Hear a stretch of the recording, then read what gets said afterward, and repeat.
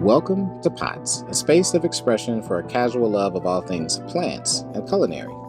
So today I wanted to do something that is in celebration of Juneteenth, red velvet waffles. So here's the thing about Juneteenth. We're celebrating when the last slaves were freed out of Texas. But way before that, there's a long tradition of Africans and other folks that are of the African diaspora that celebrate with red food. That could be red punch, red rice, jambalaya, you name it, red if you're in Ghana. And so we do that. We wear red whenever we celebrate. So what we're going to do today is we're going to honor that tradition by making red velvet waffles. All right, so the first thing you're going to need is a nice clean bowl, and we're going to start with our dry ingredients. So that's going to be 2 cups of all-purpose flour. And then the next ingredient is something that's a little special. It's dried buttermilk. I like this because you can keep it in your fridge a lot longer than you can keep regular buttermilk. And it's like a good thing to have in your arsenal if you want to make anything with buttermilk. I've even made an entire buttermilk pie. So it's a great, it's not a substitute. It actually is buttermilk. So 1 tablespoon, the measurement is 1 tablespoon of the powder to every cup of milk, and you'll have buttermilk. So I'm adding that right on in here. And then the next thing you're going to need is 2 teaspoons of baking powder and a teaspoon of baking soda. So they're both going in there at the same time. And then because it's red velvet waffles, you're going to have 2 tablespoons of cocoa powder, because that's like a normal ingredient you put in red velvet cake, right? So add that on in there, and then you're going to give 3 tablespoons of sugar with about a 1/4 teaspoon of salt. And you're going to give everything a nice whisk, which is the fast, cheap man version of giving everything a sift. So you're going to whisk all your dry ingredients together until it's nice and uniform. It's going to look kind of like dingy, but not for long, because we're going to add some red food coloring in that thing. So now we're going to go with the wet ingredients, right? So we're going to start with that milk, which is 2 cups of milk, followed by 2 large eggs. And my mama always said you crack your eggs in a separate bowl, in case there's blood or some kind of chicken that's unhatched, a mutant chicken baby or something. I don't know, but I've been doing it ever since.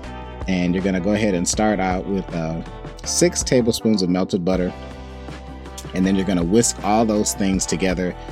And then you need some flavor. So you're going to go in there with a teaspoon of vanilla extract, and then you're going to bring your dry ingredients back in, and you're going to start integrating everything together.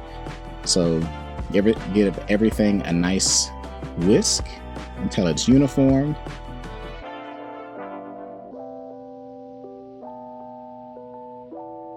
All right, and now it's time to redden everything up. So I used probably about a half a bottle or so of red gel food coloring, but get it until you want it as red as, you don't have to put food coloring in it if you don't want it, but it's red velvet waffle, so I guess you do. So anyway, put in there as much as you want. Get crazy with it. If you don't want red, if your favorite color is purple, make purple velvet waffles. That's your business. Get a nice waffle iron that's hot. Give it a spray. I'm using avocado oil here. It don't matter what you use. Just condition it so it's ready to take the waffles batter, and fill it up all the way according to your waffle maker.